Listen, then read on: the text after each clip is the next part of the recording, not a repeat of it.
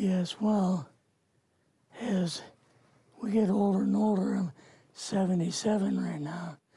You can't live forever, you know. So if this procedure I'm going to have to clean the blood doesn't work, then I've got probably a few more months to make it before my kidneys shut down, you know. So that's kind of why I'm kind of going along with the interview at this time. You're seeing that what you went through is just too important for people not to know about. Yeah. Yeah. Can you just, can we start at the beginning with your military career and just walk through what exactly your experiences were? Was drafted into the military and got into the U.S. Army. After that, I was sent to the Signal Training Center in eastern United States. What year would this be? 58. I went through the signal training course. And at that time, I went through the radio teletype course and also the cryptography course, crypto. They had 5 instructors that were getting out of military service.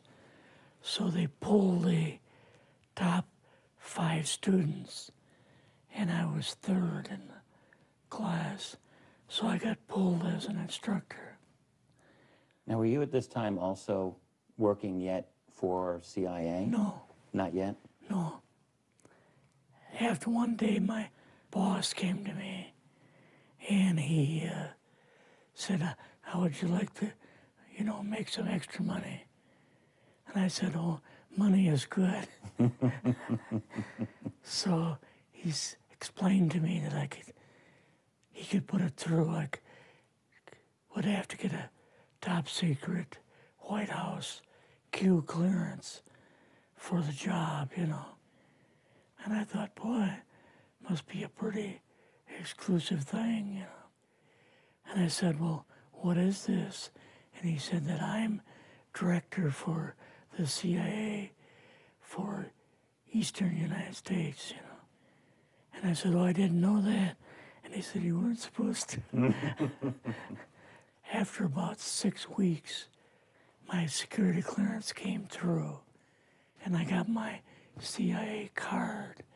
It was an ID card, like a credit card, where I could just go up to the door and slice it, walk right in. And my name at that time, I used a artificial name too. Never used my real name. I started working with him on the project he was on, and that was Project Blue Book, which was kind of partially a fraud. You're saying some of the Blue Book cases were, yes. were completely fictitious? Yes. But the cases that we got came from, I think it was Fort Belvoir, Maryland. Fort Belvoir? Yeah, and it didn't come from the Pentagon, or it didn't come from CIA headquarters. But we would get reports about a certain sighting that they had in Mexico or Italy or something like that. And then we had people that would follow through on it, that would go out and interview the people to see if they were nutcases or if it was real, you know. So they'd be going overseas frequently? Yeah, I wasn't, but I always stayed statewide. But the people we had working with us from the CIA would do that. We would get like a new report probably a couple times a week. I was coming into the Army fresh off the farm, you know, so I really didn't have much knowledge of anything, but my boss filled me in on Project Blue Book and what they had found so far. as far as Greys and aliens and the Roswell incident. How did you feel when this first got dumped on you? When you first learned about this? I was just kind of overwhelmed with all of this, you know. And I said to him, I don't know if I'm going to be able to be a judge of this type of thing. What's real, what's not, when I don't have much knowledge of it, you know. So... What did he say? He said, well, we have to build the information as we go, and you'll see how this thing is working out. And then the other thing is, of course, you really weren't able to tell family or close friends, obviously. No, I couldn't tell anybody. In fact, I had to take a vow that I wouldn't tell anybody. A lot of it for 40 years, and more of it for 50 years, which is up in 2010. You're doing all this crypto work, you're looking at images, photographs, video. It's 1958, maybe the fall of 58. What happened after this? At that time, the Project Blue Book thing kind of went pot, you know. If you remember, back in those days, they kind of declared it as a nothing, you know. Mm-hmm. Right. And they were telling the world all UFOs are misidentifications, hoaxes, balloons, psychological issues, whatever.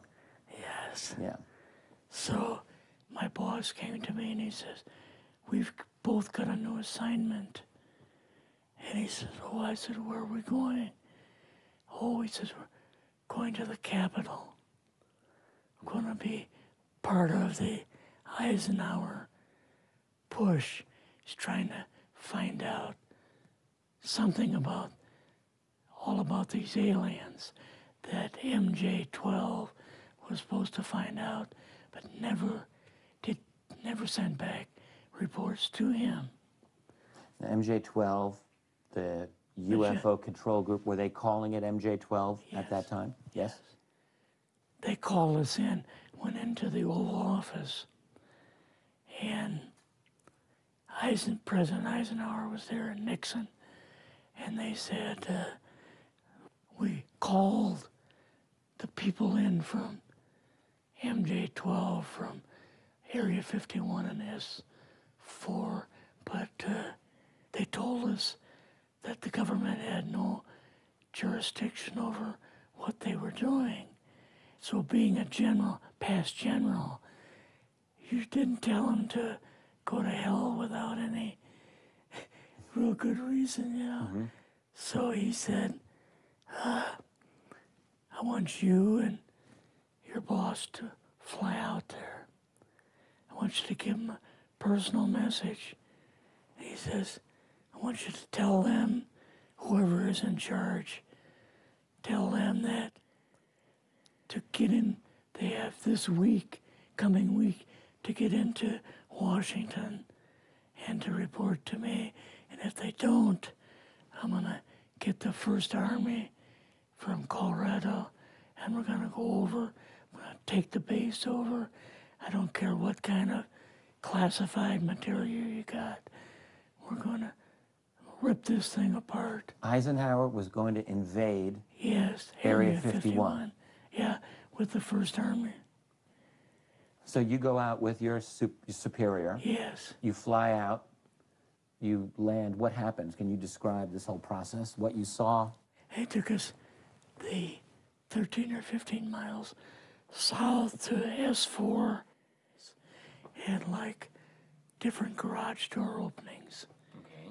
And in these garage door openings, they had like different saucer crafts.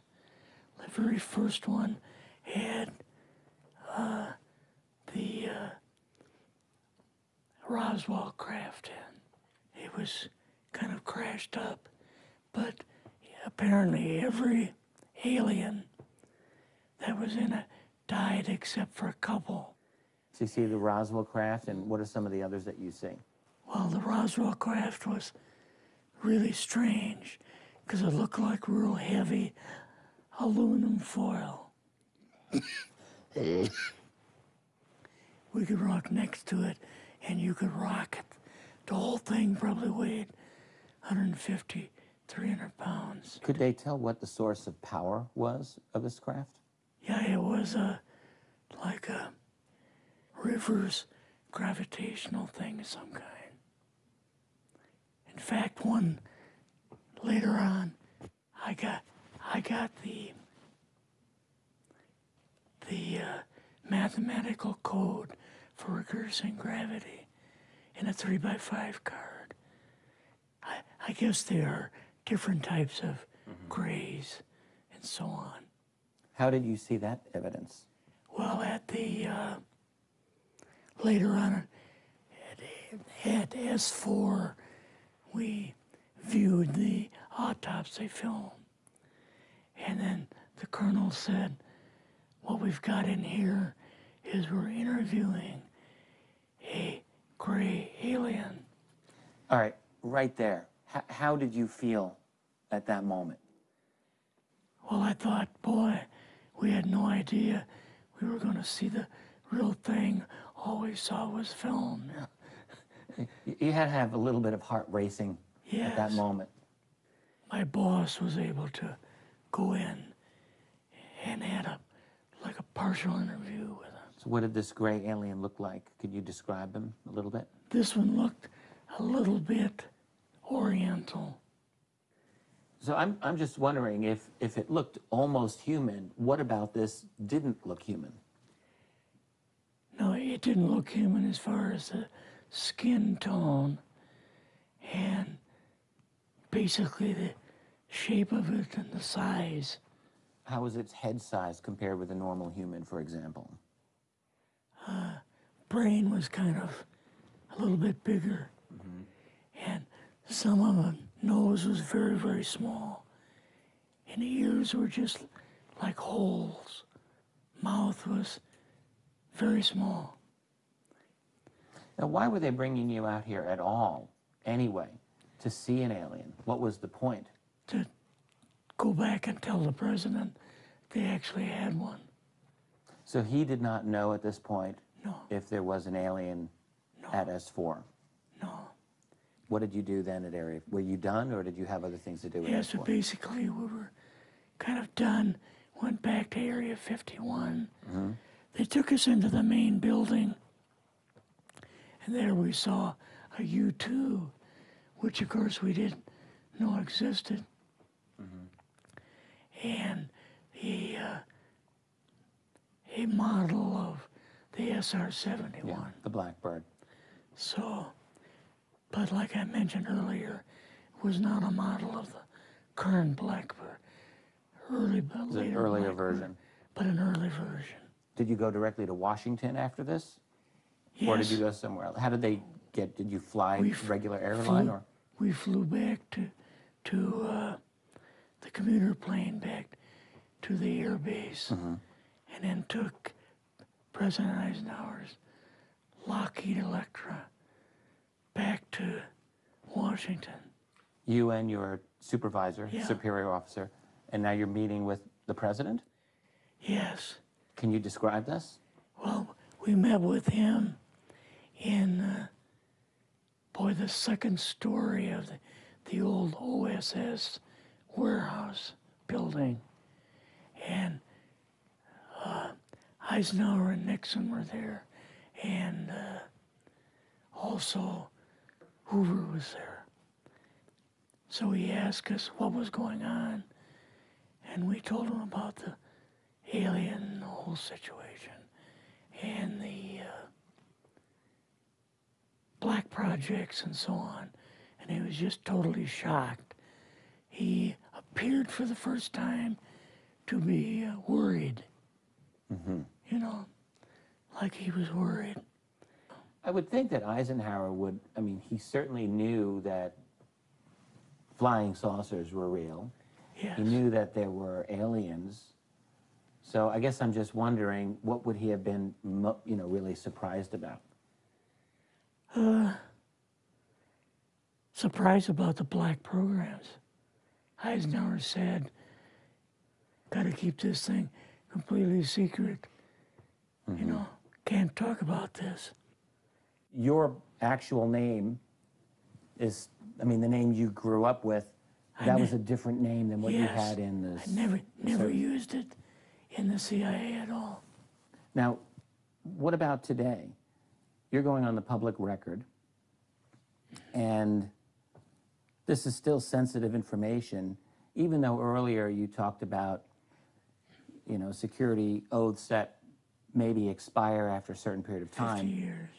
But you're still concerned. Linda Moldenhauer's phone call, her phone was tapped, and they got my phone number, and through the telephone company, they're able to find me, and so on. When they found you, what happened? I was going to a grocery store. Two guys in a black suits come out of a black Lincoln town car and came over to see me. And they told me that I better not publish anything or talk to Linda about any more things.